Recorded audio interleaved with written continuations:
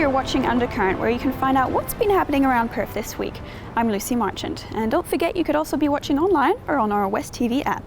First this week, we take a look at the Bonjour Perth Festival, which was on last Saturday. This year was bigger and better than ever, and I went along to experience a full day of French fun, food and culture. Welcome to the Bonjour Perth Festival, where we're celebrating French culture here today. Let's check it out. What are you doing here today? So look, it's a pleasure to be here today to open this festival, the second edition of Bonjour Perth in Western Australia, which brings together the French community of the state, but also the Francophone and Francophile community of the state. So we have a strong representation from Switzerland, Belgium, French-speaking Africa, Mauritius is very present today as well. So it really is a celebration of all things French and Francophone. How large is the French community here in Perth? The French community in Perth is about 13,000 people today. It has vastly increased in numbers over the last 5-6 years. And certainly it's a growing community. We can see a constant and significant influx of new arrivals from France. And French culture and language is bolstered by the fact that we have a lot of Mauritians in Perth. Mauritius being, of course, in the Indian Ocean. We have a number of French-speaking people coming from Africa. So certainly I think all things French in the French culture, if I can say, in Western Australia, in Perth, is being promoted not only by the French, but also from all those other people. How do you feel about how today's going? Fantastic. It's exceeded our expectations. It's great. Yeah, the weather's been perfect and there's lots of people. That's what we wanted. Did you have more people than you expected? I think so, yeah. I think definitely, yes. Yep. Numbers will tell us. Yes, we're not sure of the exact numbers yet, but my gut feeling is it'll be very, very high, yeah. And in terms of introducing more French culture into Perth, what other things have you got on plan? I guess what we did this year is we really focused on the wider French-speaking community, not just France. So we've certainly got a lot more of that this year, and I think next year we'll probably do more along those lines, so concentrating on the other countries like Belgium, Switzerland, Quebec, Mauritius, West Africa. Yeah, there's many out there. I think the French consulate today mentioned there was almost 1 billion people speaking French, so that's quite a lot. And I think also regarding the culture, we have lots of art. We had, I don't know if you saw the art market, the Montmartre area, which was quite popular, and the art pavilion. So I think we have introduced a lot of culture in this event, so people are very happy. I saw lots of people very happy about that. And I've organised French Car Festival for many years, and that became part of this event last year when we created Bonjour Perth. We've got, I think, about 100 cars here today, and we've got everything from a 1903 Didion Bouton that was actually sold new in Perth, so it's been here for a long time, up to the very latest cars which you may see here from the Peugeot, Renault and Citroën. So, and everything in between. We've got sports cars, we've got convertibles, we've got vans.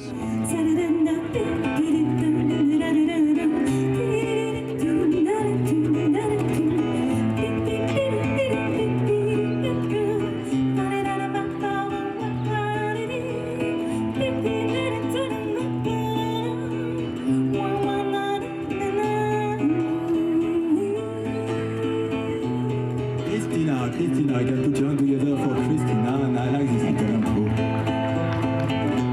Like a bird. What do you think about the Bonjour Perth Festival so far? Oh, it's been amazing. We were here last year for the first edition, and this year so many more people are aware of it, and it's lovely to see people enjoying speaking a bit of French and enjoying our product. So yeah. So what have we got here? We've got the croque monsieur, which is a French specialty. It's a toasty à la française. So we do the croque monsieur, which is traditional with the ham and cheese and Dijon mustard and bechamel sauce, which is a white sauce. But we're quite well known for our almond croissant, which are these items there. Yeah, so they actually very traditional French pastries made from scratch, and we're very proud of our product. And what has made you come to the Bonjour Perth festival this year? It was actually a present for my mum for her birthday, as mum loves everything French. Yes, I lived in the Channel Islands for 3 years, so I was always popping across to France, and I've travelled a fair bit of France and probably walked 3/4 of Paris. So everything French is lovely. Lucy Marchant for Undercurrent. A report recently came out stating that women wouldn't have equal economic rights for at least 170 years. Laura went to find out more about how this affects women in Australia. Gender pay gap is in the news. Icelandic women are protesting for equality pay rates. Also this week, a report done by the Economic Forum says men and women may not reach economic equality for another 170 years.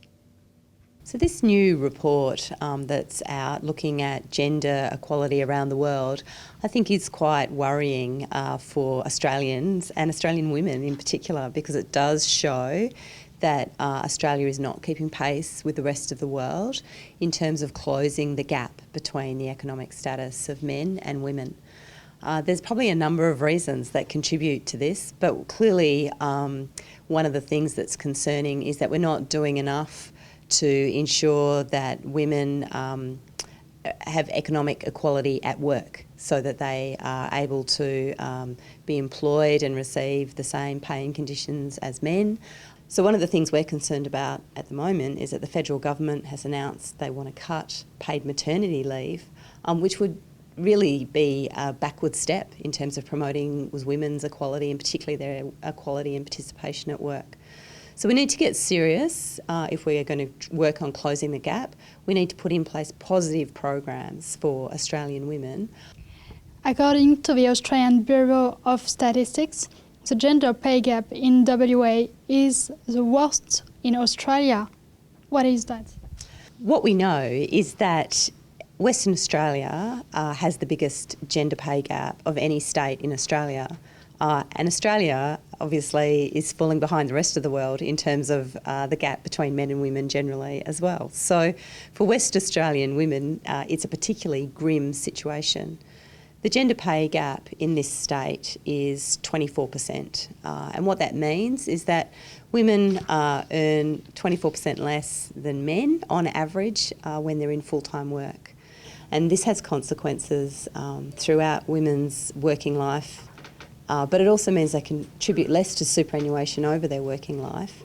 It means that those women are more likely to retire with inadequate superannuation savings and probably live in poverty in their retirement years as well. So it's a serious issue. It clearly has consequences for the women who are affected, but it has consequences for our society more broadly as well.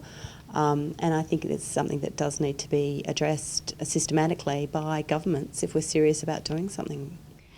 Another issue affecting women in the workplace is discrimination. A recent piece of work by the Human Rights Commission in Australia found that roughly 1 out of every 2 women report experiencing discrimination related to pregnancy or taking leave to have a baby or returning to work after pregnancy. And that is a staggering statistic. It tells us that still, even though we have laws to protect women from discrimination, that roughly half of all women who are pregnant at work will feel as though they're treated differently as a consequence of the decision to be pregnant. Women are increasingly recognising that we've had equal pay as a basis of our pay system for pretty much 40 years. It's almost staggering to think that we're still talking about pay inequalities after so many years. I think women do want to have a voice and they want to see that these issues are addressed. We would think that the best thing women can do is join a union. It's always been unions that have been at the vanguard of improving working rights and conditions and advocating for things such as paid maternity leave, for domestic violence leave, and advocating for pay equity generally. So that is, I think, the best way for people to have their voice heard. But clearly we need to make sure that employers are doing the right thing to address gender inequality, and I think there's much more that government could do as well. That they need to have a positive agenda about encouraging women to enter the workforce, to stay in the workforce, And the sorts of things we see from the federal government in terms of wanting to cut paid parental leave are really retrograde steps. And I think women should be, expressing their disappointment in that and calling for some more positive policies that will assist women in particular to close that economic gap. This is Laura Bayumi for Undercurrent. Up next, Bass asks the public what they think about the changes in student loans, especially directed at art degrees. Ongoing reforms to the tertiary sector by the Turnbull government mean a total of 478 vocational courses will be dropped from government subsidy and student loans. How will this affect students going forward in the arts sector? I will be interviewing people on the streets of Perth to find out more. I did go to university, so it was nice to be able to get some funding.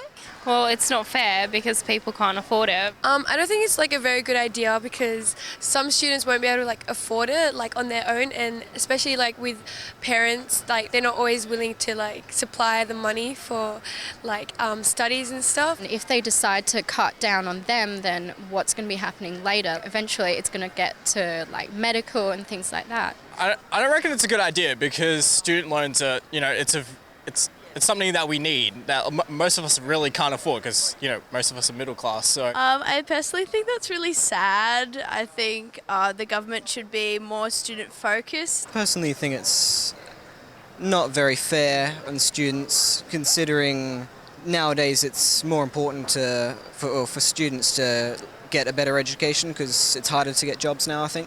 I want to make sure that we support employment outcomes from the vocational loans program. That's what people, I think, expect us to do. This is a sensible approach. It still sees the vast majority of potential enrolled areas covered, but gets rid of a lot of fringe or lifestyle courses or courses that frankly just looked open to rorting. Well, in a way it is a lifestyle because you're looking around Perth right now and you see there's art, there's street art and stuff like that, and that's part of the Perth lifestyle.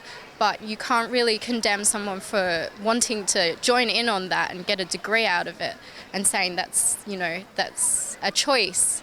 No, I think that art, creative courses does provide a lot of opportunities out there. So I don't think it's kind of a hobby. It's a very serious career, I think. And some people might not be interested in that and want to do the artsy kind of stuff, and that's fair enough. They shouldn't be condemned for it.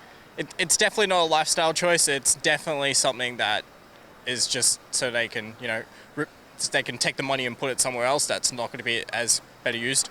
All courses are really important and everyone's so different that all courses wouldn't be important to someone. I mean, there's the art gallery, you've got so many different things in Perth that are run around the arts and creative courses. Absolutely, look at the camera person right here. Well, there you have it, Perth.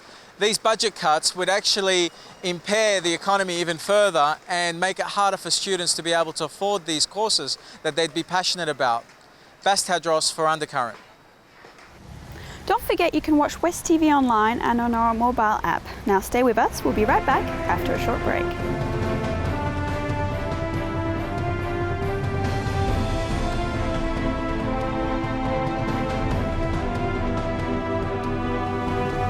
Welcome back to Undercurrent. Next up is a clip of Nick Xenophon discussing community TV.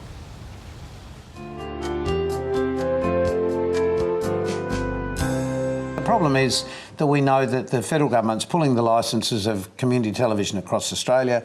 Sydney's already gone off the air. Melbourne channel, C31 is still on. Perth and Brisbane, and of course this one here in South Australia, 44. And the management of those stations is fighting hard to transition to online, but we all have fears that that's not going to happen. Can I say, what makes me mad about this, the government says we don't have the money. There has been rorting in the VET system, vocational education training system. It's in the order of $3 billion. Rorts that haven't been shut down by this government, they were opened up by the previous government. I'm sorry to be political, but they go on that they don't have the money or they don't have the wherewithal to do it. Governments waste billions that they shouldn't be wasting, and this for effectively a couple of $1 million a year for the whole country is nothing given the number of people this reaches. Well, this is it. No, but it's the age group that we are wanting to reach that would not go to, they wouldn't understand digital. So, like, I don't understand digital. For well, my it's not so much the mother-in-law, digital; it's receiving it without a free-to-air that's channel. it. Yeah. But And when having you to buy talk the about the broadband money, bit. though, they all pay a licence fee. There's not a lot of money that comes back, and the little bit of money that comes back is divided across the board of all stations. And it's throughout run the by country. volunteers. It's all run by volunteers. You should look in that camera there and just tell people sitting at home what to do. Look, you want me to look straight down the barrel? Well, you are. It's very simple. Please go to your local federal MP and tell them that you support community TV, and the government's plans to shut it down by the end of this year is outrageous. It's not on. If it's especially for a government member, a member of the coalition, you need to get the message across to them. Knock on their door of their office, go and see them, go along with 2 or 3 of your friends and say it's not acceptable. This is the worst form of false economy. And also Mitch Fifield, Senator Mitch Fifield, the Communications Minister, decent guy, but we need to get the message across to him. Seriously, the only thing that can stop it now is people power. Great, thanks for that. Yeah. Because it is a shame. I mean, we love doing the program because we know it connects with a whole lot of different people. We're able to have people on the program that would never make it into mainstream But television. also, I mean, for these young people behind the cameras and in the production box, you know, we enjoy their company. Absolutely. When we're doing the program, and I hope they enjoy ours. But it's something that they take away, experience that they have for their courses that they're doing at the. Can we have a yes out there, please? Yes. No, I'm a bit louder though, come on. Yes. Bit of enthusiasm, guys. But it's also some of the non-English speaking programs. Yes, they're brilliant, aren't they? Yeah. What did you watch the other night we were talking before? I'm pretty sure it was a Persian program. Yes, Was it was a is it Persian program, yeah. I had no idea what was going on. There were no subtitles, but it was the only TV I could watch. But you're from elsewhere, you should understand all those languages. Yeah. What do you mean? Yeah, Tower of Babel, here we come. The Kenwick Wetlands are under threat after a proposed industrial development. Xenophon investigates. Just give me your title and what is currently happening in the Brixton Street wetlands. I'm Hans Lambers. I work here at the University of Western Australia, and I'm really worried about Ellison Bird Reserve, which is part of the Brixton Street wetlands. It is that reserve which is actually the most precious on the entire Swan Coastal Plain. It is only 35 hectares, and the reserve next to it are not much bigger, not quite as biodiverse, but at a very similar level. In that 35 hectare reserve, we've got well over 300 species, still discovering more all the time. That is about a quarter of the number of species that you find in the entire country of England. And reserves like this actually make Perth, I often say, the most biodiverse city in the world. Well, let's say one of the most biodiverse cities in the world, and we should really treasure that. And if you treasure it, then I think you can attract a lot of tourists to this place and actually use that to develop this whole area. You mentioned weeds. Can you just explain how the development will introduce those weeds into the reserve? Well, weeds are already coming in to the reserve, and they all come from the road. At the other side of the road there should be a buffer zone, but there will be buildings, there will be houses, and in those gardens around there will be a lot of weeds coming in, and they will all blow in the reserve. And it's not just the weed seeds that are important, but the weed seeds represent a lot of nutrients. And you've got to realize that our greatest biodiversity in Western Australia is on our most nutrient-impoverished soils. So if you bring in those nutrients, you change the habitat if you change the hydrology, the water relations, a lot of these species critically depend on the wetlands over there. If you change that, those species will be wiped out. So there are heaps of threats. You also have to realize if you build right up to the road, you will change the climate. Vegetation keeps a city cool, keeps an environment cool, and that can be up to 5 degrees difference, whether you walk in Kings Park or whether you walk in an area where there's no trees, no vegetation at all. That can make a 5 degrees difference. So that will then impact on the adjacent reserve. It will become hotter there, the plants will become more stressed, and so that's another threat that these plants actually encounter. So building right up to the road without any buffer zone, I think will be disastrous for that reserve and the adjacent reserves. Despite the fact that the lands are protected by the City of Gosnells by environmental clauses, there is also the issue that part of the reserve is actually listed as industrial under the City of Gosnells. Do you think the City of Gosnells can realistically commit to their recent promises to make protections of the reserve a part of later considerations? I think if they are serious, they should make a commitment now to have a buffer zone, not keep that on the back burner and say, oh, well, when it comes to it, we can do that. No, they have to make a firm commitment to do that now and here. So everybody knows that these precious reserves will actually be taken care of, will be looked after forever. What is the time frame of degradation that you believe will, at what point will it be too late to return anything to its natural state in the reserve? Well, when it comes to weeds and the nutrients, that is hard enough.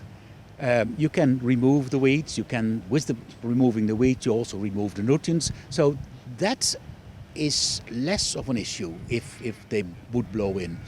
If you start changing the hydrology, the water relations, if you start increasing the temperature around that reserve, that will be disastrous. And within years, you will make absolutely sure that that many of those carnivorous plants that like those wet environments, including the rainbow plant, they will be gone. And the rainbow plant, there's only 3 habitats left in WA. So if we lose this habitat, then I think it is critically endangered. This reserve is really very special, and it contributes to the enormous biodiversity that we have here in the Perth metropolitan area. It makes Perth to one of the most biodiverse cities on the entire planet. And we believe that to really look after this environment and to develop that, to maximize the returns that you can get from tourism, we believe that it is critically important that we get this on the UNESCO inscription list. I'm Jonathan Davidson, and you're watching Undercurrent. This week, Perth hosts the 2016 World Masters Athletics Championships with over 4,000 athletes from 95 countries. Let's have a look. We're here at Perth 2016 World Masters Athletics Championships, and we're going to be interviewing and speaking to some of the athletes and catching some of the award ceremonies. What's it like being a director of such an event? Oh, look, there's lots to do, but having the athletes here finally, we've been working on this, solid for 18 months now. So we were, very excited in that last week to get it all underway. And from 3 days ago, it all kicked off. Athletes seem to be having a good time, and certainly, the staff and the mountain of volunteers are really enjoying delivering the event. How often does this event run, Dave? So every 2 years it's run. It's been going for 41 years. For the first time ever, it goes back to back.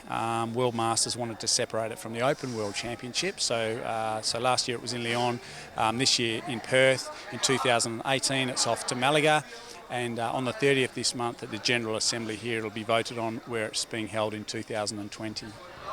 When was it last held here in Australia? In 2001 in Brisbane, and prior to that, 1987 in Melbourne. What's it take to bring in all these athletes from different parts of the world? Yeah, look, a lot of marketing. We've been promoting all over the world, to get people here. We have over 4,000 athletes here from 92 different countries. It was a lot of work marketing that to make sure that they all came, that they knew about Perth, not only, for the athletic facilities, but also all the tourist attractions as well. That was a big part of our pitch and sell to get people here. I see some very inspirational athletes here that are in their 80s. What are your thoughts on their age groups? Look, there's been a big focus on, some of the older athletes, and we've seen, right to 97, which are our older athletes as well, which was great. We had some of the 90-year-old ladies doing their 100s yesterday, fantastic stuff, and it just shows that, age is no barrier to doing stuff. Today we have the men's 100 prelims, so you get to see the younger athletes, so the 35 and ups as well. Just a great mix, and there's lots of really good stories out there. What's the age group you're competing in? Yeah, the age group is M69. Yep. Next year starting in decathlon from M70. Okay, excellent. And what's the event you competed in? Was it running? Decathlon. 10 discipline. 10 Ks? Yes. This is 100 meters, 400 meters, 1,500 meters, 100-Meter Hurdles, dann Javelin, Discus, Shot Put, Pole Vault, Long Jump and High Jump. 4 people for Germany in all in top 10. Place number 3, number 6, number 7 and number 10. So Germany's doing well. Germany, yeah. And war very good. For Australia people auch very, very good running for all. Und die Organisation war perfekto. What events are you partaking in? Masters 45. I'm going to run the 100, 200, the 400 hurdles, and hopefully 2 relays. Amazing. And have you partaken in those previous championships? This is my first world championship. I didn't make it to Lyon last year. It's actually my 3rd year back running since college. I did well at nationals, and so I'm here looking to get some medals. What's the process to get into this kind of event? Well, actually, to get in Masters, you in the U.S. you run with the USA Track and Field. Circuit is youth, open, and masters, and we kind of run at the same meets because high school and college have their own leagues. So after that, then they kind of separate for the bigger meets. The youth go a different direction, and then masters have their own. So we go regional, state, nationals, and then based on your times and being the ability to travel, then you can come to a world meet. You're here to represent the USA? Yes, sir. And what competition or what athletics particular event are you taking part in? I'll be taking part in 100 meters, 200 meters, 400 meters, and the shot put, and hopefully the relays. Have you partaken in some of these athletics events around the world? Last year in Lyon, got a silver medal in the 4x1, so kind of looking to add a little more to the collection. Yeah, excellent. And what do you think of these Perth Masterclass Championships here? I love it. You know, it's a different field than last year, but, you know, it's Australia's own little thing, so really love it. Bas Tadros for Undercurrent. Thank you for watching this episode of Undercurrent. Don't forget you can watch us online or on our West TV app. Take care and we'll see you next time.